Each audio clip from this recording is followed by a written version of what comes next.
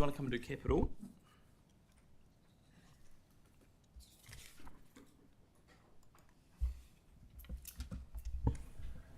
Good morning, just a capital update for the first 6 months of the year. So we had a strong December with a spend of 119% against forecast. So at the halfway point where we represent about 45% spend of budget. The current spend is very much in line with last year. We're still a little bit cautious on where we think the forecast will end up at the end of the year because we had a significant drop off in the third quarter last year, so we're just conscious of that.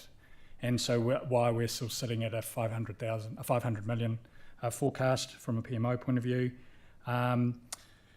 From a delivery point of view, we've got 85% of the projects currently forecasting to deliver on time. So spend sitting just under the 90% and delivery sitting around the 85% mark. We've just also provided some additional analysis in this report around the various activities on how they're tracking against forecast budget and spend to date. From that, you can see that parks and water supply and libraries are currently forecasting to spend 100% or more. Transport access and wastewater, which is our two largest activities by budget, are currently forecasting 94 and 98% spend, but when you look at their spend to date, there's certainly some risk. They need a big uplift in the second half of the year. They've only delivered or spent about a third of their budget to date.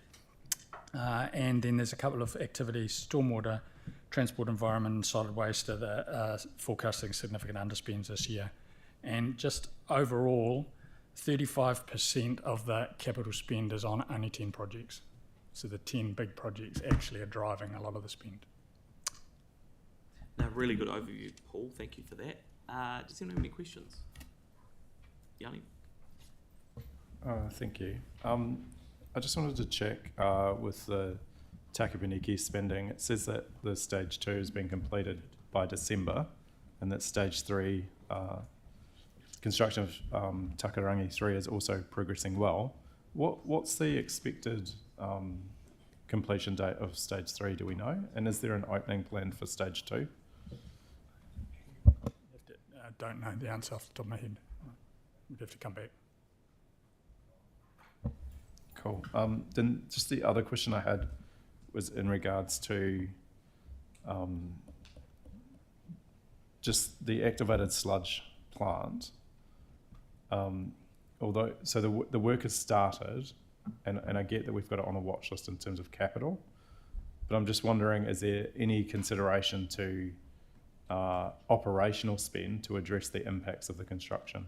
Like who would be liable or who would have responsibility for the social support to residents impacted by the construction?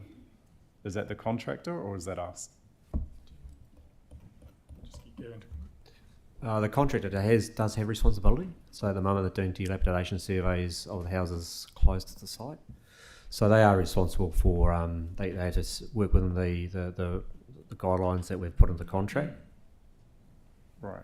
So in the interim, while the construction's happening, there'll be multiple impacts on that community, and the odour has been really, really bad. If we wanted to get some resource dedicated to improving communication with the local community and improving access to health and wellbeing support, what is the budget that we should be looking at to do that? I can comment on the communication. So we do have a communication plan in place, and now that the contractor is on board, they've also taken on part of that role along with us to provide consistent, regular communication with the public close to the plant. Sorry, I'm trying to understand. Like, there seems to be gaps in what's happening. So, I mean, I don't know if you've seen the complaints that have been coming in over the last couple of days. People are really, really upset about the impact. It's gotten really bad. So, yeah, I'm just trying to understand if how we monitor the impact on the community while the plant is not working with the activated sludge, so while the construction's happening. So is it pure? It's not purely the contractor, is it? It's us as well around the existing operation. Is it something that, Gavin, I don't know if you want to add, but is it something the team want to maybe come back to us on later in the day as well? If there have been complaints come through, it would be good to get a sort of summary of where things are at. And like for example, one of the things that came up at the community meeting was the dust monitoring, and whether there would be dust monitors put in place. There's been talk of having live collection of the air data, and so we were told, I think previously, that was difficult, but staff are now undertaking to do that. But I'm just trying to understand if, where the budget's aligned to doing that work. Yeah. No. We can come back with that information. No, the current one. Yeah. Okay, great. We'll come back. Cool. Any other questions, Mr. Mayor? Right.